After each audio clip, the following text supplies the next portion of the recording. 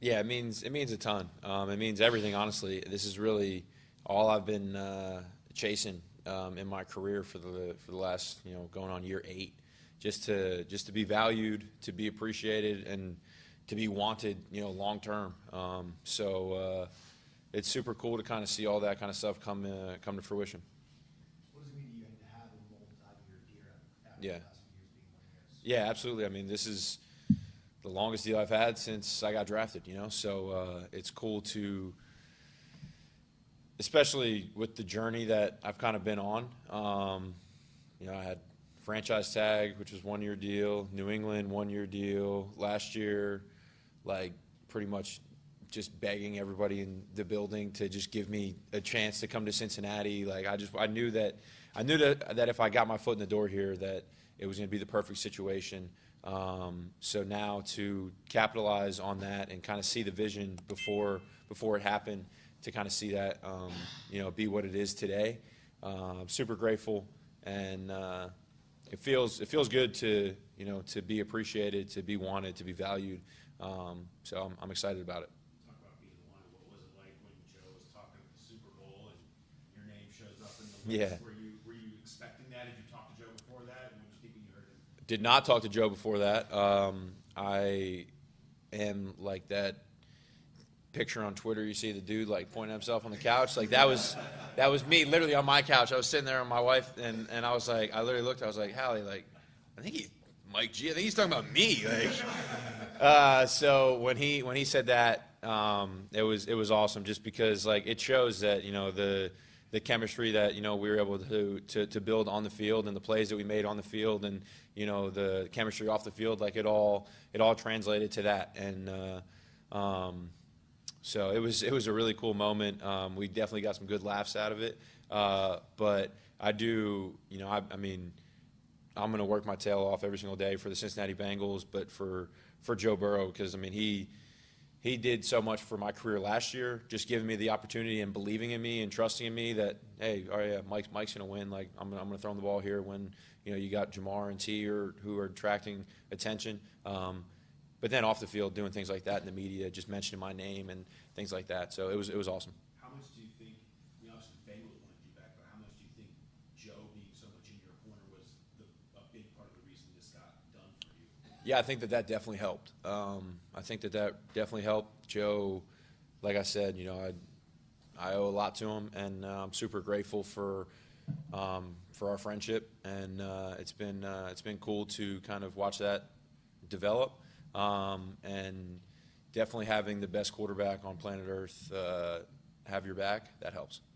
How much did that factor in the decision when you could have ended the agency, but how much did you factor that in with whatever the financial compensation would have been had you in the market?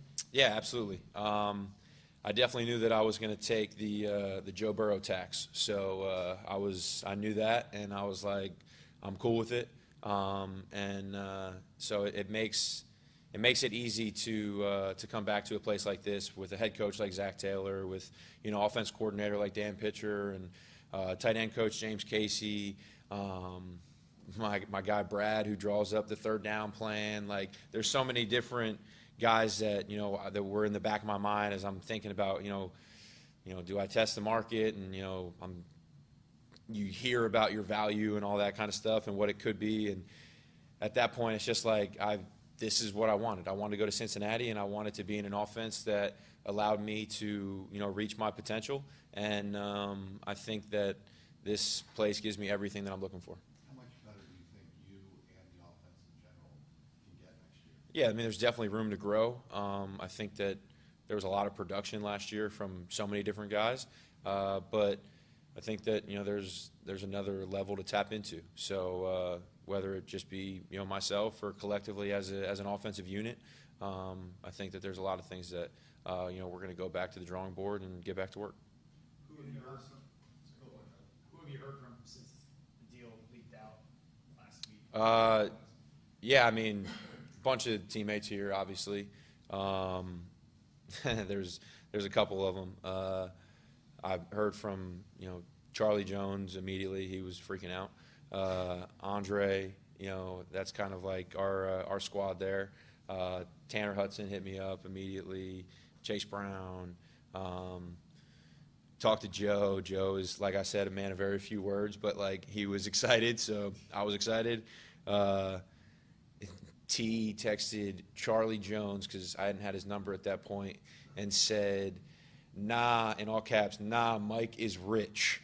And then I got a text from T a couple minutes later saying congrats. So now I got T saved in the contacts. No, I mean it's just cool. Like this is a fun team. It's a lot of good guys. And you got to give credit to Zach, because like he lets everybody be themselves. So he as long as you come in here with the right mindset, the respect of the organization, and you work hard, like be yourself and go make plays on Sunday, and you got no problems here. So it's a great organization to be a part of, and all the guys are incredible. How much are you, just like any other fan who's waiting to hear the latest on T and Jamar, hoping that they get their deals? Yeah. Luckily, Jamar, I mean, he's under contract, so like he's going to be here, but it's just like you know that he deserves what he deserves. So like you're waiting for just that congratulations of him to say that. And then T obviously getting the tag.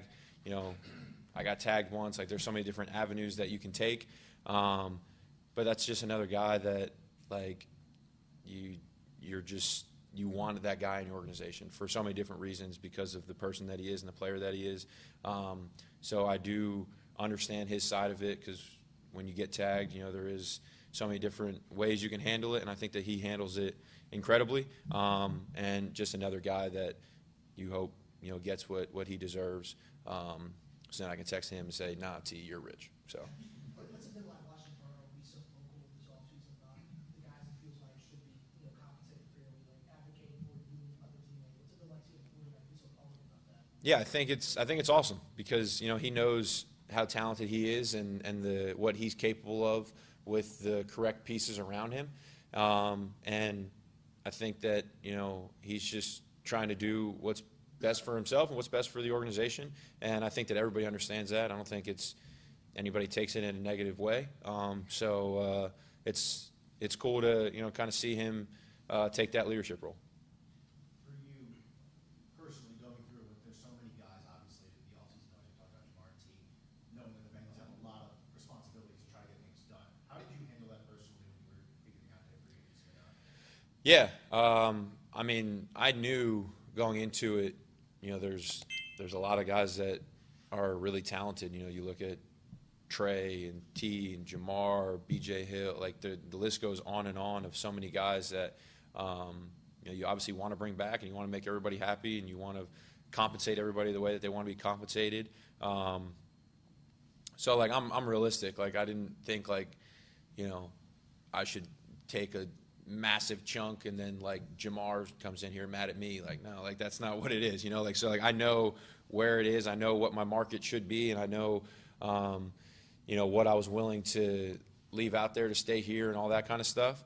So you just got to be realistic about it and know what you want, and so that's kind of just how I attacked it.